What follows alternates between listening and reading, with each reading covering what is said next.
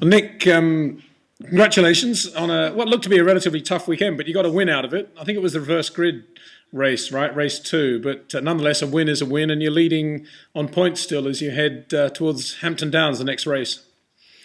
Yeah, I was quite surprised actually. After a weekend like that, extend our points lead.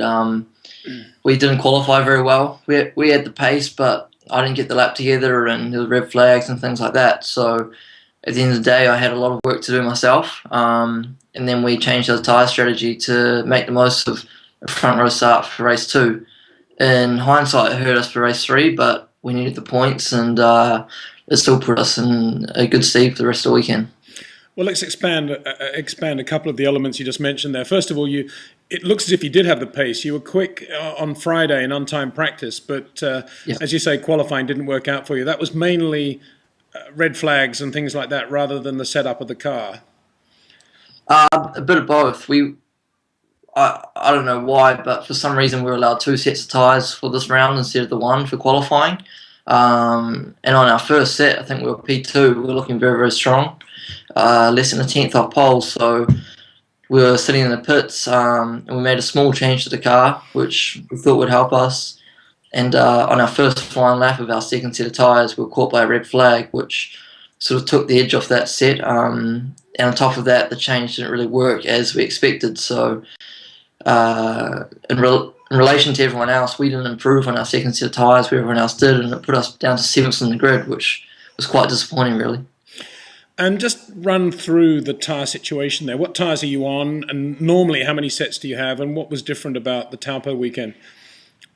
Well, we've been given a total of 6 sets for Thursday and Friday testing right throughout the series. And then we're given 1 set for the race weekend. But this weekend, there was a rule change on Friday night, which we didn't know about until Saturday morning right before qualifying, where you're actually allowed to take one of your new practice sets to use during the race weekend. And we'd used a set on Friday, so maybe we should have really saved that for the race weekend. But it's how it goes, and we just had to make the most of it. And what type of tyres are they? They're the same tyres that Formula Renault Eurocup use, so they're a Michelin SN tyre, and it's a very good tyre. And you were fifth in race one, which put you on the front row for race two. Yep. And tell us then what your thinking was on tyre strategy. Well, sort of race one, we had to use our second best sort of set of tyres because the longer races were on the Sunday. And at that stage, we didn't really have the pace over a long distance. In the first race, I think the car after 4 laps was quite hard to drive, and we'd gone off a lot, but we still managed to be in the top 6 for the reverse race, which was quite good.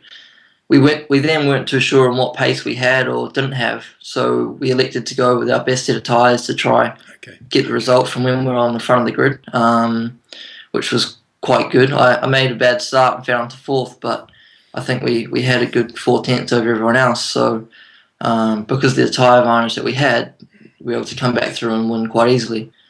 In hindsight, maybe a bit too easy, which hurt us for the final race. Now, in terms of setup of the car and feeling good in the car, do you think you know now what you need to do to get that balance? I mean, where are you in terms of overall lap time on a perfect lap now? Do you think you're right up there? Yeah, I do. For the Sunday overnight, we made a huge game of the car. Saturday morning, that first race, we were very, very quick. And then in the second race, even though we're on the older tyre, we were sticking with the group in front of us. And the times were still very competitive for the tyres that we're on. So, the result wasn't quite what we wanted, but I'm full of confidence leading into this weekend because I really do think that the genuine pace is there, and I just need to make the most of it in qualifying to give myself a bit of an easier weekend. Well, that's great to hear. It looks as if managing the tyres and making them last over the race distance, or having the right sort of degradation level, if you can have such a thing, is one of the keys to this championship. I noticed that Josh Hill seemed to have quite a lot of problems with his tyres going off in that third race. Would I be right in saying that? Yeah, absolutely. And the temperature changed quite a lot down there as well. We were finding in the mornings we were only around 10 to 12 degrees, whereas in the afternoon the track was I think 14, 15 degrees higher. So you also got to keep in mind how the track changes and temperature changes to how your tyres react and how you should drive. So in the afternoon races, you need to be more conservative at the start to make sure you have a car all the way throughout the race, which I think is quite good. It adds an extra thinking element to the championship. Yeah, and it's the element that really defines everything from Formula Renault upwards over in Europe. Same story there, GP3, GP2 drivers, that's all they talk about really. So it's good training. Maybe you don't want to hear that, but it's good preparation, I guess, for what you're going to face in Europe. How does the championship feel at this point? Because it is a very busy time. You don't have a lot of, you've got travel time obviously, and then you get to the next race. How does it feel now? Does it feel like you've only just started, or does it feel like you've been on the road for quite a long time now? Yeah, it feels like we've been on the road for quite a long time.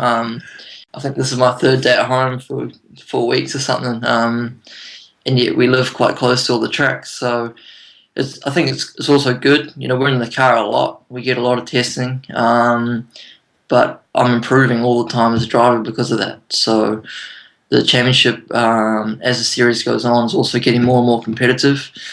I think between the top 8 cars in qualifying at Taupo, there's 0.3 of a second. So it's really good to see, and it makes it a lot harder for everyone involved. Yeah, very impressive. And the next race, Hampton Downs. Now I know of Hampton Downs because we did a long interview with Chris Amon on the Flying Lap right at the start of last year. It was a special Chris Amon day there, and I don't know, maybe Chris will be there at the weekend, but certainly sounded like a nice place. Yeah, well, Chris was actually at Taupo as well, so that was quite neat to see. But yeah, Hampton Downs, I think it's quite a short track, quite smooth. I really do believe that the times will be much closer because of the lap time, and it's really hard to sort of pick up time there. So it'll be interesting to see what the weather does. Maybe it could rain, so that'll be quite nice if it does, mix things up a little bit. But it'll be very competitive for sure. Very best of luck. If you see Chris there this weekend, give him my best. And don't be afraid to ask him a few questions. Very few drivers faster than Chris Amon in his day. Phenomenal racing driver, and even today, a great racing brain. And one interesting thing at Hampton Downs this weekend, Nick, I think, is that Mitch Evans is making a return to the series, having neatly missed the first 3 races. That'll be interesting because you know how good he is now relative to the European guys. He's been out there on the world stage. And you know how good he is locally anyway. So tell us your thoughts on that. I think it's great for the championship. He's proven to be one of the best junior drivers in Europe at the moment. He dominated last year's championship. We were quite close, but in pace wise. But I don't think I was sort of mature enough and made too many mistakes. So it's a great benchmark. I'm sure he'll come back and be very, very fast. So it just adds to the competition yet again, and make the series very, very competitive. Why didn't he do the first 3 races? I'm not too sure myself. I guess, yeah, we'll have to talk to him about that, but I know he's been very busy with his training schedule for Europe this year. But no, it's good to see him coming back for the last 2 rounds of the championship. Well, I only asked that because I saw on one of your tweets that you've been playing tennis with him. Is that right? Yeah, I've been having a couple of tennis games. Been a bit of a laugh. He was also over with Mark in Australia doing a bit of a training camp. And so yeah, he come back and he smashed me. So I think he might have been having a bit of practice. Well, yeah, old Webber plays a good game of tennis. I'm sure you would have been watching the final of the Aussie Open today as well. Very good match that was too. I don't know if you guys got to see that, but a brilliant win by Novak Djokovic. I mean, that was all about athleticism and just staying with it and self-belief. Just amazing to watch. Anyway, great to talk to you, Nick, and very best of luck this weekend, as we say, and look forward to chatting to you very soon. Take care. Thank you, Peter.